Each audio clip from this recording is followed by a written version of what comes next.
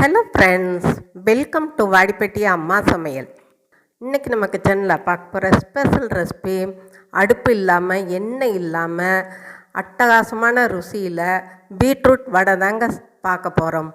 ரொம்ப நல்லா இருக்கும்.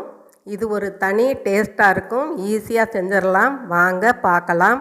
அதுக்கு முன்னாடி இன்றைய பிறந்த நாள் மற்றும் திருமண நாள் காணும் அனைவருக்கும் வாடிப்பட்டி அம்மாவின் இனிய நாள் வாழ்த்துக்கள். ஸ்கிப் பண்ணாமல் பாருங்கள் ஃப்ரெண்ட்ஸ். பிடிச்சிருந்தா ஒரு லைக் ஒன்று போடுங்க. இப்போ ஒரு பீட்ரூட் எடுத்திருக்கேன். அது மேலே இருக்க தோலை சீவிட்டு நம்ம காய் சீவுறதில் வச்சு பொடியாக இருக்கிற கண்ணில் வச்சு சீவணும். பெருசில் சீவாதீங்க. இப்போ பாருங்கள், நல்லா நைஸாக சீவியாச்சு. அது இருக்கட்டும். இப்போ ஒரு மிக்சர் ஜாரில் ஒரு 3 ஸ்பூன் பொட்டுக்கடலை போட்டு நல்லா அடிச்சுட்டு வந்துடுவோம் நைஸாக. அது கூட ஒரு 10 முந்திரி, கொஞ்சம் பாதாம் பருப்பு, நிலக்கடலை. இந்த முந்திரி, பாதாம் பருப்பு, நிலக்கடலையெல்லாம் உங்களோட சாய்ஸு போட்டால் ரொம்ப நல்லாயிருக்கும். இப்போ பாருங்கள், இதை கொரகொரப்பாக அரைச்சிட்டு வந்துடுவோம். ஃபஸ்ட்டு அரைச்சிட்டு அதில் ஒரு 2 ஸ்பூன் தனியாக எடுத்துக்கலாம். ஏன்னா இது மாவோட நம்ம சேர்ந்து செய்யும்போது வடை சாப்பிடும்போது நல்லாயிருக்கும். கடித்து சாப்பிடும்போது டேஸ்ட்டு தனியாக இருக்கும். இப்போ மிச்சத்தை நம்ம நல்லா நைஸாக அரைச்சிட்டு வந்துடுவோம். இது ஏன் இந்த பாதாம், நிலக்கடலையெல்லாம் போடுறோம்னா நம்ம எண்ணெயெல்லாம் சேர்க்குறது இல்லைல்ல, அதனால இப்போ பாருங்கள் ஒட்டிக்கிருச்சு. அந்த எண்ணெய் பிசுன்னு இருக்கும். அதனால தான் இந்த பாதாம், முந்திரி, வேர்க்கடலையெல்லாம் சேர்க்குறது. தனி ருசியாக டேஸ்ட்டை கொடுக்குங்க. இப்போ ஒரு பவுலில் நம்ம பீட்ரூட்டு சீவினதை எடுத்துக்கலாம். பாருங்கள், நைஸாக சீவணும், பெருசாக சீவக்கூடாது. இப்போ நம்ம அரைச்ச தனி கொஞ்சம் கொரகொரப்பாக இருந்துச்சுல, தனியாக எடுத்து வச்சுருந்தோம்ல, அதை போட்டுக்கலாம். கொஞ்சம் பெரிய வெங்காயம் ரொம்ப பொடிசாக கட் பண்ணிக்கிறணும். கொஞ்சோண்டு இஞ்சி, அதையும் நம்ம சீச்சு போட்டுக்கலாம். இப்போ கருவேப்பிலை, கொத்தமல்லி, அதையும் பொடியாக கட் பண்ணிக்கிறணும். எல்லாத்தையுமே நீங்கள் ஷார்ப்பாக கட் பண்ணிக்கோங்க. அப்போத்தான் வடை தட்டுறதுக்கு நல்லாயிருக்கும். இப்போ ஒரு 2 ஸ்பூன் தேங்காய் துருவல் இதுவும் சேர்த்துக்கலாம். சேர்த்துட்டு இப்போ இந்த பொட்டுக்கடலை, பாதாம், முந்திரி, வேர்க்கடலை நைஸாக அரைச்சோம் இல்லையா, அதில் ஒரு 2-3 ஸ்பூன் போட்டுக்கலாம். பாருங்கள், மீதத்தை வச்சுருந்து நமக்கு தேவைன்னா சேர்த்துக்குருவோம். அப்போக்கப்போ நம்ம சேர்த்துக்கலாம். இப்போ இது கூட நான் உப்புத்தூள் போட்டிருக்கேன். நீங்கள் இந்து உப்பு இருந்தால் போட்டுக்கோங்க. பெருங்காயத்தூள் அதுவும் சேர்த்துக்கலாம். சேர்த்துட்டு நல்லா கலந்து கொடுத்துக்குருவோம்.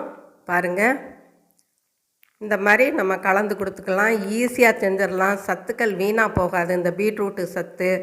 ஏன்னா பிள்ளைங்க பீட்ரூட்டு சில பிள்ளைகளுக்கு பிடிக்கும், சில பிள்ளைகளுக்கு பிடிக்காது, இனிப்பாக இருக்குன்ட்டு. பெரியவங்களே சாப்பிட மாட்டோம். நீங்கள் இந்த மாதிரி செஞ்சு சாப்பிட்டு பாருங்கள். இப்போ பீட்ரூட்டுக்குன்னே ஒரு வாசம் இருக்கும் இல்லையா, அது போகிறதுக்கு கொஞ்சமாக ஒரு 4 சொட்டு 5 சொட்டு லெமனை புழிஞ்சுக்கலாம். புழிஞ்சிட்டோம்னா அந்த வாடை இருக்காது, நல்லாயிருக்கும். இது ஒரு தனி டேஸ்ட்டாக சும்மா சுல்லுன்னு நல்லா இருக்குங்க இந்த வடை.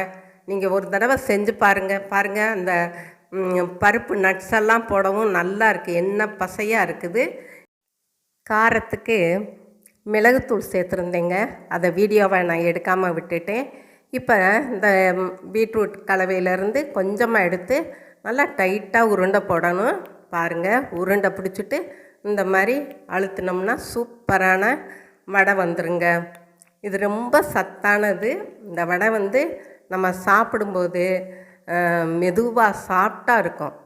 ஏன்னா நம்ம எண்ணெயில் போட்டு பொரிச்சுட்டு ஒரு 1 ஹவர் கழித்து நம்ம சாப்பிடும்போது எந்த டேஸ்ட்டில் இருக்கோ அதே மாதிரி தாங்க இருக்கும். பாருங்கள், இப்போ இன்னொரு வடையும் நான் உருட்டி காட்டுறேன். நல்லா டைட்டாக உருட்டினாத்தே அந்த மாவோட, அதாவது நம்ம நட்ஸ் எல்லாம் அரைச்சி போட்டோம் இல்லையா, அதோட நல்லா செட் ஆகும். இப்படி நம்ம வடையாக செஞ்ச பின்னாடி ஒரு 1/4 மணி நேரம் அதை அப்படியே விட்டுறணும். அப்போத்தான் நல்லா இறுகும் அந்த இது வடை. நம்ம பிச்சு சாப்பிடவும் நல்லாயிருக்கும். குழந்தைகளுக்கு நீங்கள் இந்த மாதிரி செஞ்சு கொடுங்க. நல்லா இயற்கையான சத்துக்கள் நிறையா இதில் இருக்குது. நட்ஸ் இருக்குது, பீட்ரூட் இருக்குது, எல்லாமே இருக்கிறதுனால நல்லா விரும்பி சாப்பிடுவாங்க. டேஸ்ட்டும் தனி சுவையில் இருக்கும். அவ்வளோதாங்க நம்மளோட பீட்ரூட் வடை. நோ ஆயில் நோ பாயில் முறையில் நம்ம செஞ்சுருக்கோம். இதுவரை சப்ஸ்கிரைப் பண்ணாதவங்க சப்ஸ்கிரைப் பண்ணுங்கப்பா. ஆளுங்கிற பெல் பட்டனை தொடுங்க. லைக் பண்ணுங்கள், ஷேர் பண்ணுங்கள், கமெண்ட் பண்ணுங்கள். நீங்களும் உங்கள் வீட்டில் ட்ரை பண்ணுங்கள், சாப்பிடுங்க, சந்தோஷமாக இருங்க. நன்றி, வணக்கம்.